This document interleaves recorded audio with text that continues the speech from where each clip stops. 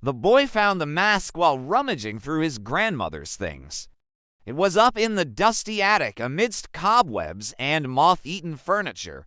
The boy was never interested in these things, but his grandmother had recently passed away and the house was being cleared out. But still, there was something about the mask that both fascinated and disgusted him. The smile was too wide, stretching unnaturally from ear to ear like a grotesque parody of a human grin. The eyes were black pits devoid of any life or mirth. It was a copy of Reader's Digest from 1984. He flipped through the brittle pages until he found something amusing. A cartoon about a man who mistakes his wife for a mannequin. The strangers looked at each other, then back at the boy, their faces pale and drawn. Could it be the mask? But why would a silly old mask cause such a reaction? Shaking off his unease, the boy decided to have some fun with his new friends downstairs. They mumbled apologies and hurried outside. The boy stood there dumbfounded, wondering what he had done. Was it something he said? Was it the way he said it? Or was it the mask? The boy laughed out loud at the absurdity of it. It was feeding on his fear, growing stronger with each terrified laugh. If he didn't break the curse, the mask would become his prison forever. He began to read, his voice trembling. The creatures leaned closer, their eyes fixed on him. As he reached the punchline, he couldn't help himself. He burst out laughing. And the mask was frozen in this perpetual state of hilarity, trapping the wearer in its own private hell. Their laughter echoed through the attic, mingling with his own. But it wasn't the terrible sound he had heard before. This was different. It was a sinister thing, a thing of evil. This was real laughter, full of joy and abandon. The strangers gasped again, but this time they didn't laugh. Instead, they screamed and scrambled away.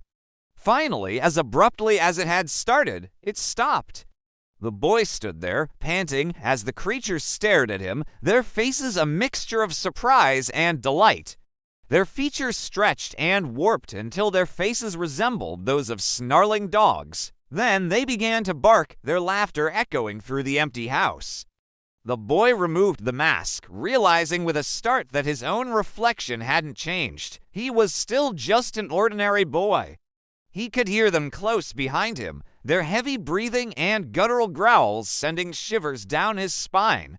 He had to make them laugh, but how could he make creatures of pure evil laugh? Then he remembered the magazine. He grabbed it from the floor and began to flip through the brittle pages, searching for something, anything that might amuse them. But as he turned the corner, he saw the creatures standing directly in his path. They were blocking the only way out. He had to get away, but where could he go? His mother told him to bring anything of value downstairs, so he figured he might as well grab the old white mask with the wide smile. She was always a stern, serious woman who doled out punishment with a frighteningly straight face. The boy shuddered, suddenly feeling a chill despite the stifling heat of the attic.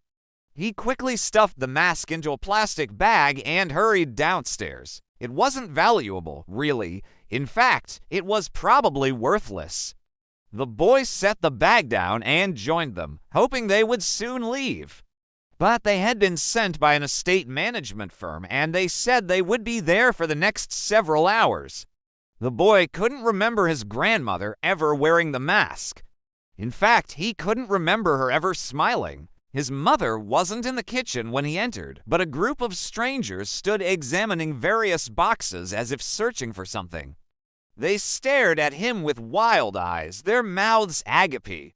One of them, a portly man with thinning hair, seemed to struggle for breath. Then they all began to laugh, but it wasn't a mirthful sound. It was harsh and grating, like nails on a chalkboard.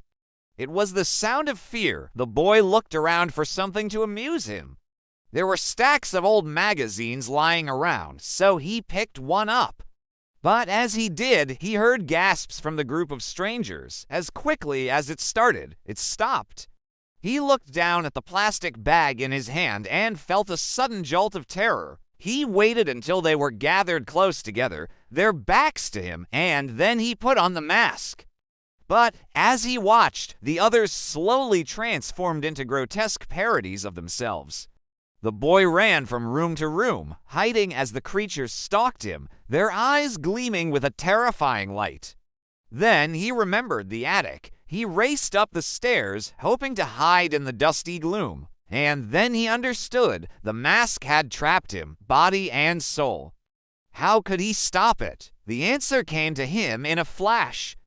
Finally, he found it, a cartoon about a man who mistakes his wife for a mannequin, and as he did, the creatures joined him. The boy continued to laugh as the creatures danced around him, their forms slowly returning to normal. The boy had won, but at what cost? He looked down at the mask in his hands and shuddered. It was no longer funny. He had to get rid of it. Throwing the mask into the attic, the boy hurried downstairs. He never looked back, and no one ever saw him smile again.